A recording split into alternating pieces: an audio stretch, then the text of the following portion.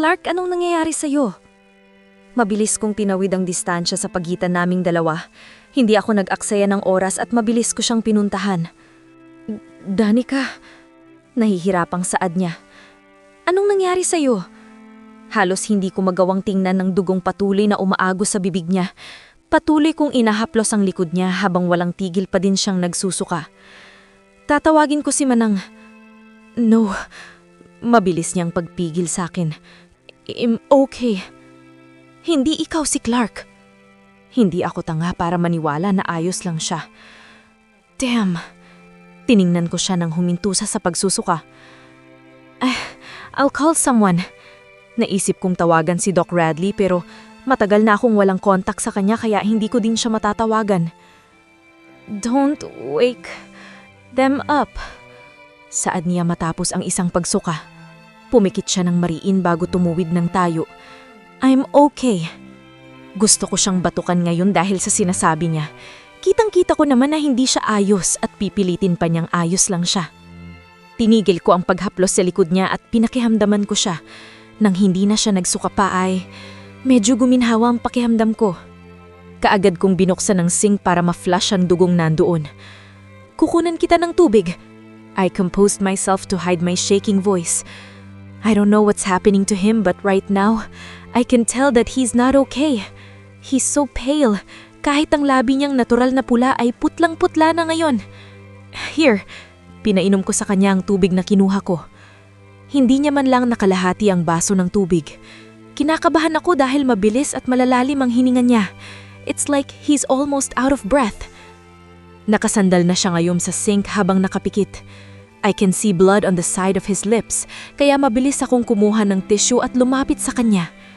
Nanginginig pa ang kamay ko nang dahan-dahan kong pinunasan ang gilid ng bibig niya. I can't stop but to bite the side of my lips when I also see blood on his shirt. Wala siyang imik at nakapikit pa din hanggang sa matapos kong punasan ang gilid ng labi niya. Dalin mo ako sa kwarto ko. Pakiusap. Agad akong napahawakan sa balikat niya nang sinubsob nito ang buong mukha niya sa leeg ko. He slowly rested his cold hands on my waist. Nahumigpit ang kapit ng dalawang kamay ko sa balikat niya nang humigpit ang kapit niya sa bewang ko. The fabric of my shirt can't even prevent me from feeling his touch. Inilapag ko ang tissue sa gilid ng sink at tinapik ang balikat niya. I feel uncomfortable because of our position, pero sa tuwing tumatama ang mainit na hininga niya sa leeg ko at nakikita ko kung paano magtaas baba ang balikat niya para huminya, ay nanumbalik ang pag-aalala ko sa kanya. Kaya mo bang maglakad? Halos pabulong na sabi nito. Tumanggo siya at dahan-dahang umalis sa pagkakasubsob sa balikat ko kaya agad kong inalayan. Dahan-dahan ang pag-aalalay ko sa kanya paakyat ng hagdan. His right hand is still on my waist habang ang kanaman naman ay nakasampu sa noon niya. Ilang beses ko siyang narinig magmura at nasisigurado kong masakit ang ulo niya dahil kita ko ang ugat sa kamay niya nang minsang humawak siya sa buhok niya. Both of my hands is holding him. Kahit pa nangihina din ang pakiramdam ko, I managed to help him hanggang sa makaakyat na kami sa hagdan. Where's your room? Tanong ko sa kanya. In your room. Mahinang sambit niya pero rinig ko. You mean the room kung saan ako natulog? Napatingin ako sa mga pintong nandoon. There's a lot of rooms here, Clark. Saad ko sa gilid niya. Umiling siya. My room is the room you slept in. Humigpit na naman ang hawak niya sa bewang ko. I wanna lay down. Please. Dahil sa pag-aalala ay agad ko siyang inalayan papunta sa kwartong tinulugan ko. It's his room. Bakit na naman ako pinatulog dito kung ganun? I immediately opened the door and guided him inside. Nang makaupo na siya sa kama ay agaran din siyang humiga. Matapos ko siyang inalayan ay tumayo ako sa gilid ng kama. I watched him as he put his hands on his forehead. Nakakunot ang noon niya at nakapikit. Inayos ko ang higa niya at kinumutan siya. Tumingala ako sa kanya. Asan ang gamot mo? Tanong ko.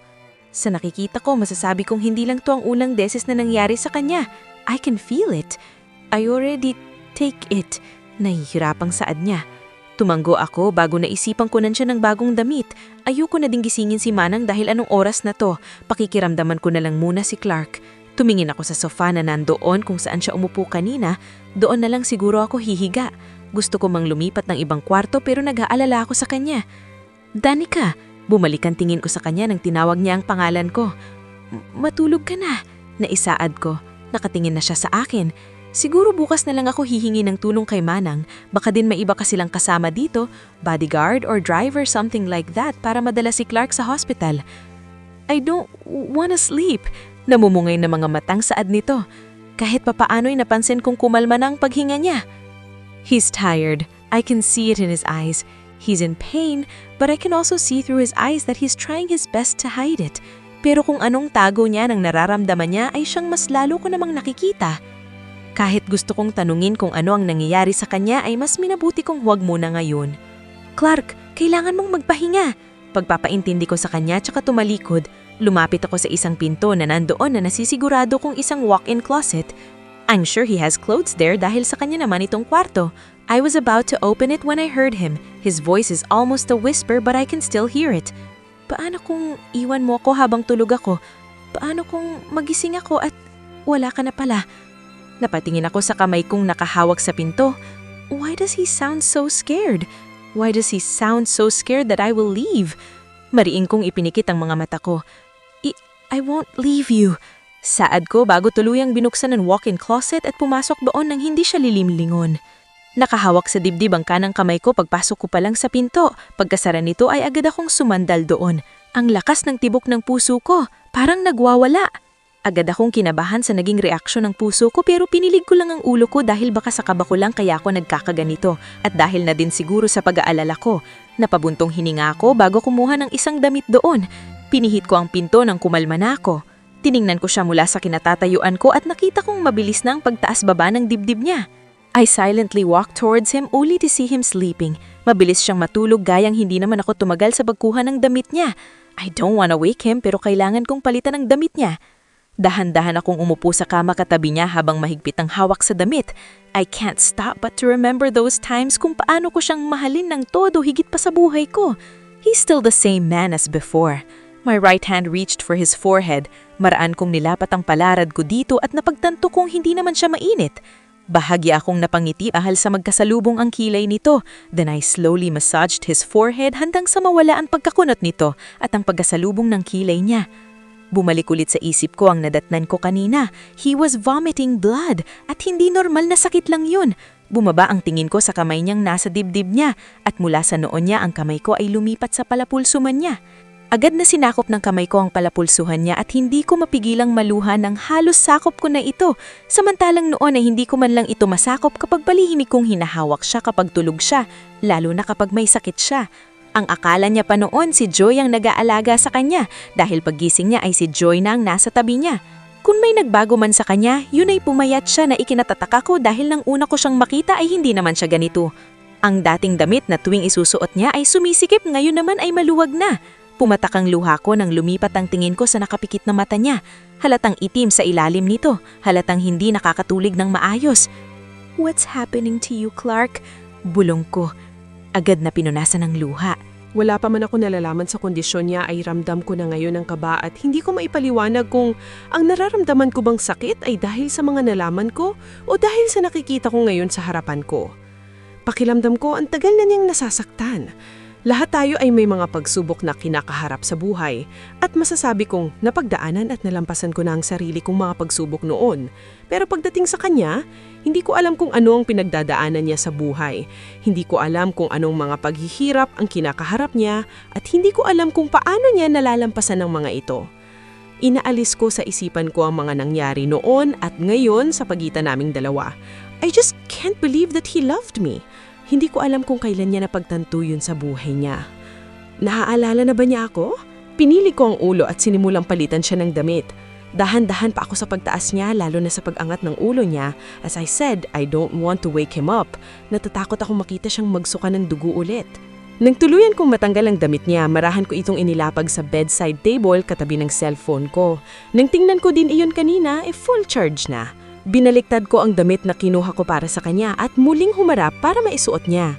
My gaze landed on his hard abdomen. I can't deny the fact na kahit pumayat siya ay andyan pa rin ang kakisigan niya. But suddenly, I stopped when I noticed something on his chest. Napakunot ang noo ko nang mas maaninagan ko iyon. It's a rose tattoo. The same tattoo I have on my back. Dahan-dahan ko itong hinaplos gamit ang aking mga kamay, nangihina at nanginginig. Nakalagay ito sa mismong parte kung nasaan ang puso niya. My rose tattoo is bigger than his, but the resemblance, the color, and the details is very identical. I can't help but to think about it. Does it have meaning or maybe it's just a coincidence? Patuloy kong hinawakan yun at para bang naramdaman ko muli ang sakit noong panahong inuukit sa likod ko ang rosas na nakatinta doon ngayon. For the 9th time, I shake my head. Tinapos ko ang pagbibihis sa kanya at agad na tumayo. Hindi ko na kailangang isipin yun. Whatever his reason is, it's his. I respect that. Wala nang magagawa pa sa akin ng kung anong naging desisyon niya. I'm done with him. Danica, tumayo ka!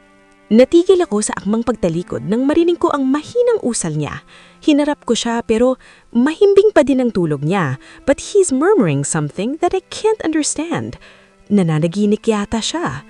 Hayaan mong tuparin ko ang mga pangako ko bago mahuli ang ilahat. Mahal ko.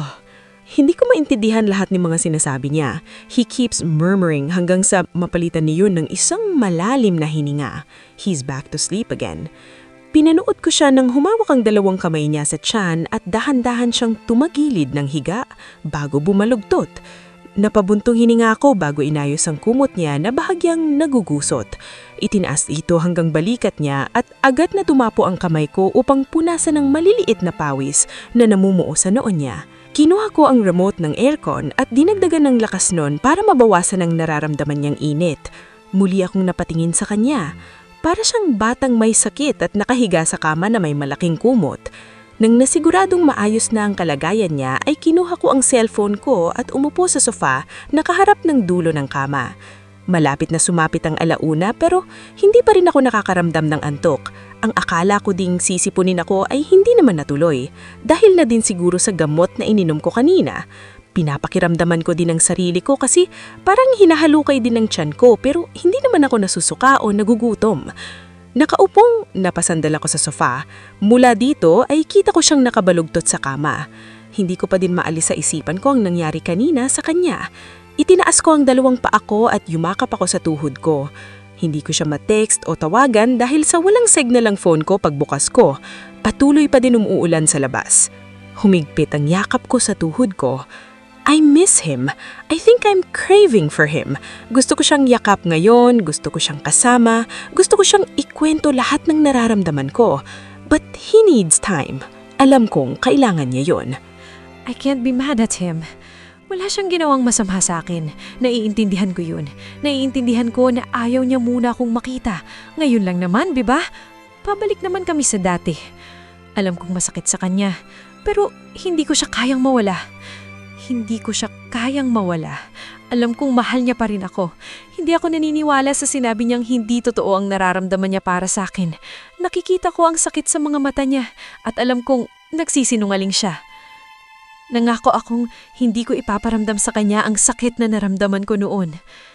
Ang mga peklat na aking naipon ay nagpapaalala sa akin na maging mahinahon sa puso ng mga taong aking nakikilala at natutunan ko na ang sakit na aking tiniis ay hindi kailangang maging sakit na aking ibinabahagi. Alam ko kung gaano siya nasaktan. Matagal niyang hinanap ang kanyang kapatid, umaasang buhay pa ito at maari silang magkasamang muli.